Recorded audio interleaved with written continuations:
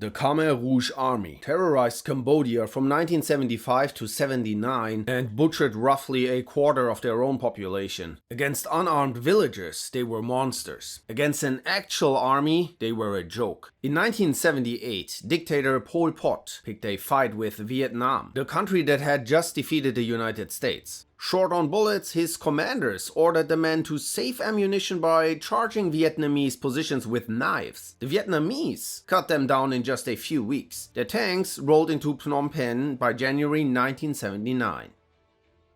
The Carpathian Disaster. During World War I, Konrad von Hötzendorf was chief of the Austro-Hungarian military. In December 1914, he decided to relieve the besieged fortress of Przemyśl to prevent a Russian invasion of the Hungarian plains. He marched his army over the Carpathian Mountains in the dead of winter. The fortress held about 150,000 men. Konrad sent his troops into the passes in summer uniforms. They had no winter training, no proper boots, and no pack animals suited to the snow. The temperature was already below -20. But he ordered repeated frontal assaults up narrow, snowbound passes that favored the dug-in Russians at the top. His own officers begged him to call it off. He refused. Whole regiments disintegrated in a month, and most of the dead had never even seen a Russian. They froze upright at their posts. They starved. Typhus tore through the bivouac shelters. Men cut the boots of the dead because their own had rotted away. By spring, Konrad had thrown around 800,000 men into the mountains to save 150,000. Przemyśl fortress surrendered anyway. The campaign not only failed, but crippled the Austro-Hungarian army for the rest of the war, forcing greater German dependence.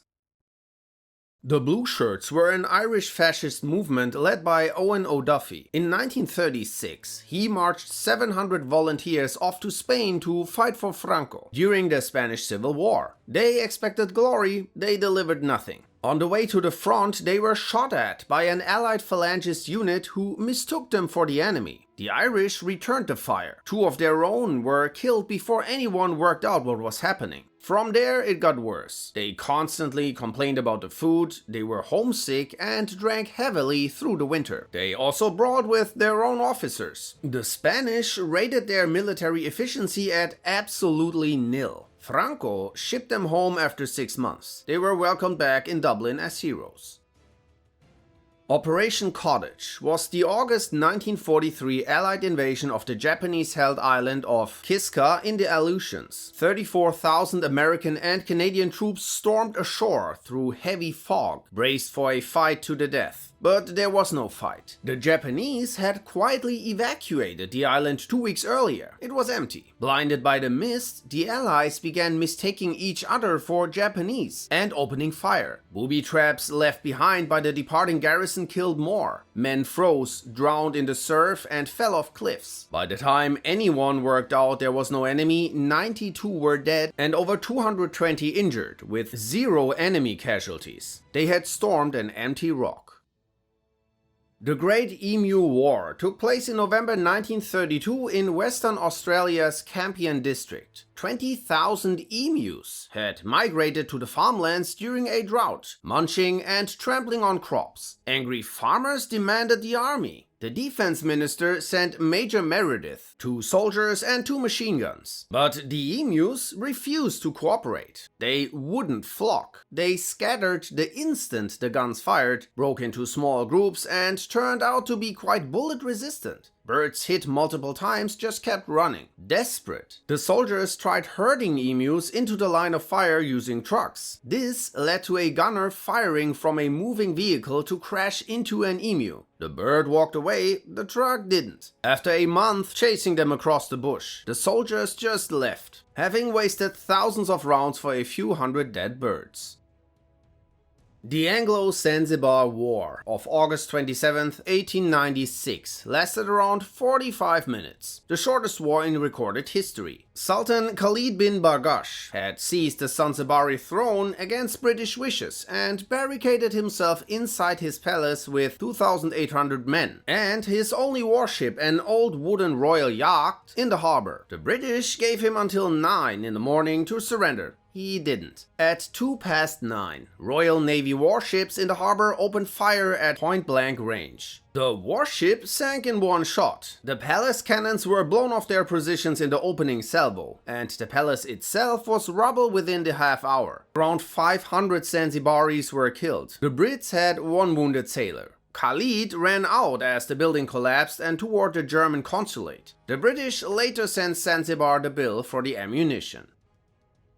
The French Black Legion was a unit of around 1,400 men, mostly convicts and ex-prisoners, promised their freedom in exchange for invading Britain. In February 1797, they landed at Fishguard in Wales, originally intending to land in Ireland to spark a rebellion. Within hours, they had broken into nearby farmhouses, found a stash of Portuguese wine washed up from a shipwreck, and got blindingly drunk. They were unable to sober up. Their officers couldn't control them. On the second day, local Welsh women, in their traditional red cloaks and tall black hats, came down to the cliffs to watch. The French commander, peering through a telescope from a distance, mistook them for British redcoats and panicked. He surrendered 2 days after landing to a militia that included a cobbler's wife armed with a pitchfork, without a single major battle. It remains the last foreign invasion of mainland Britain.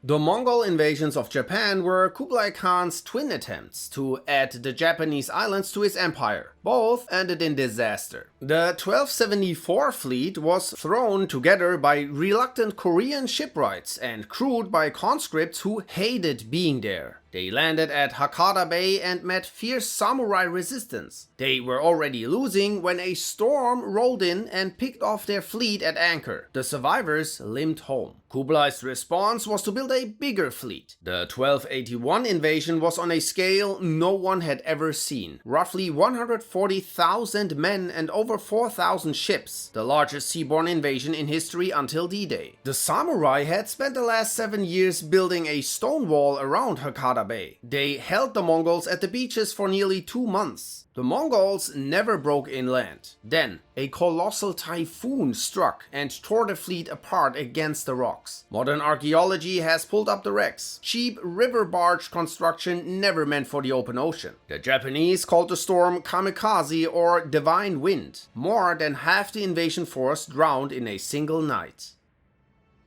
The Spanish Armada. In 1588, Philip II of Spain sent the largest fleet Europe had ever seen, 130 ships and 30,000 men to invade England. The plan was simple on paper. Sail up the English Channel, link up with the Duke of Parma's army waiting in the Netherlands, and ferry them across to conquer Protestant England. Almost nothing went right. The Armada's commander, the Duke of Medina Sidonia, had told Philip in writing that he got seasick and knew nothing about naval warfare. Philip sent him anyway. The English ships were faster, more maneuverable, and had better long-range guns. They refused to get close, denying the Spanish the boarding fights they wanted. Instead, the English harassed the Armada for days as it moved up the channel. The Spanish finally anchored off Calais, waiting for Parma's troops. That night, the English launched 8 fire ships, vessels packed with explosives and pitch, and set ablaze, drifting them straight into the anchored Spanish fleet. The Spanish panicked.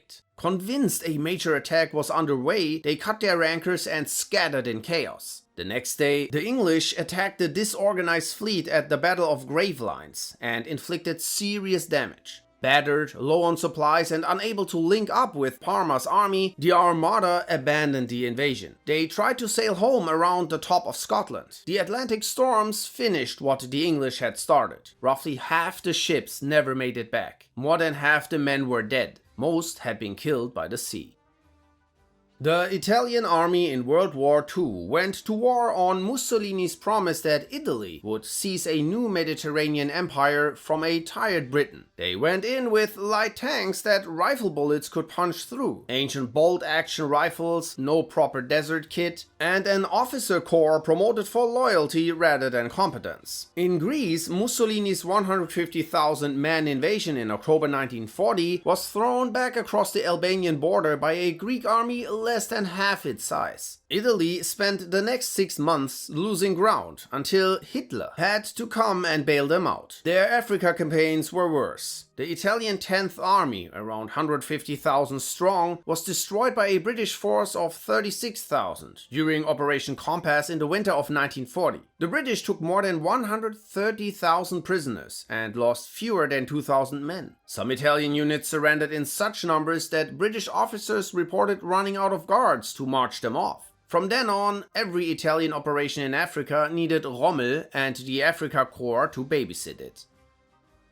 Paraguay in the War of the Triple Alliance. In 1864, Paraguay under President Francisco Solano Lopez picked a fight with Brazil, Argentina and Uruguay simultaneously. Together, they had 10 times Paraguay's population, but Lopez believed he was the Napoleon of South America. He wasn't. The Paraguayan army fought hard for 6 years, but the math was hopeless from the start, and Lopez refused to negotiate or surrender even as one province after another fell. When his soldiers ran out, he conscripted teenagers. When they ran out, he conscripted 12-year-olds, painted mustaches on their faces to make them look older, and pushed them into the lines. He executed his own officers for retreating. He executed his own brother for an alleged conspiracy to overthrow him, and had the Bishop of Asuncion flogged for praying for peace. By the time he was hunted down and speared by a Brazilian cavalryman in the jungle at Cerro Corá in 1870, Paraguay had lost between 50 and 70% of its entire population, and as much as 90% of its military-age men.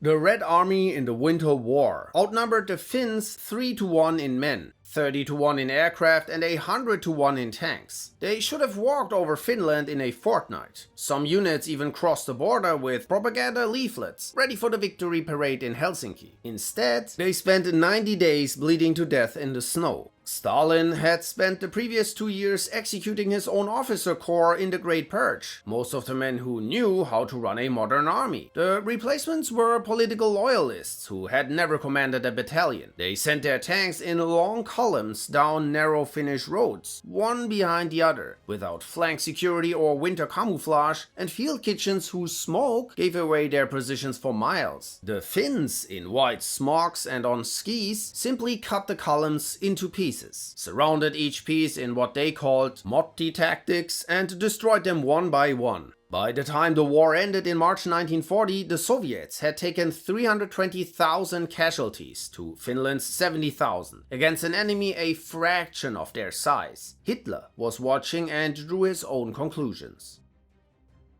The British at Isandlwana during the Anglo-Zulu War. On January 22, 1879, around 1,800 British troops set up camp at Isandlwana. But Commander Lord Chelmsford greatly underestimated the Zulus. He refused to dig defensive trenches or form the supply wagons into a protective circle. Then he took half his force chasing what turned out to be a Zulu decoy and left the camp unprotected. What he left behind was attacked by 20,000 Zulu warriors, moving in the classic buffalo horns formation. The British line, spread thin to hold a perimeter it had no business defending, ran short of ammunition because the quartermasters refused to break open the crates for soldiers from the wrong units. The line collapsed. Within an afternoon, around 1,300 British and colonial troops were dead, most of them killed by iron spears at close quarters and disemboweled afterwards. It was the worst defeat the British army ever suffered at the hands of an enemy that only brought spears and cowhide shields.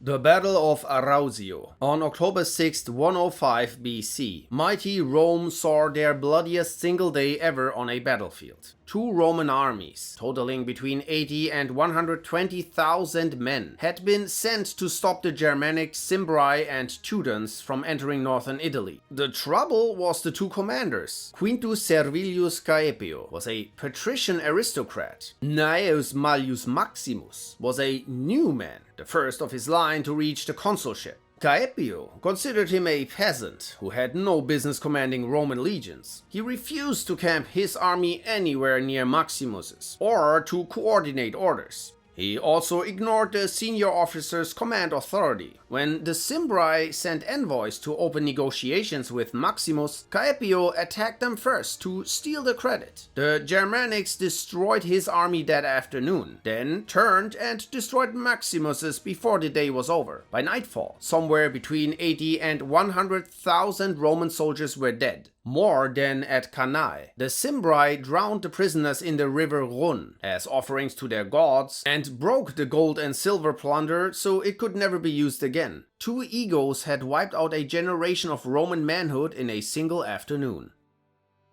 The Battle of Alcácer Quibir in 1578. 24-year-old King Sebastian I of Portugal decided he was going to lead a great Catholic invasion of Morocco. He took around 17,000 men, half of them poorly trained mercenaries, plus priests and nobles. That bloated the force to 23,000 soldiers to feet. He landed in high summer, ignored every piece of advice from his veteran officers, and marched inland away from his supply line at the coast. The Moroccans let him do it. At Alcácer Quibir on August 4th, a Moroccan army of around 50,000 surrounded his exhausted force on open ground in killing heat. The battle lasted 4 hours. The Portuguese king, refusing to flee, was killed somewhere in the rout, his body never reliably identified. The reigning Moroccan sultan died of illness in his tent during the fighting. His successor was killed in the battle. That's why it's also called the Battle of the Three Kings. 8,000 Portuguese were killed and another 15,000 taken prisoner. 2 years later, with no heir, Portugal was absorbed by Spain.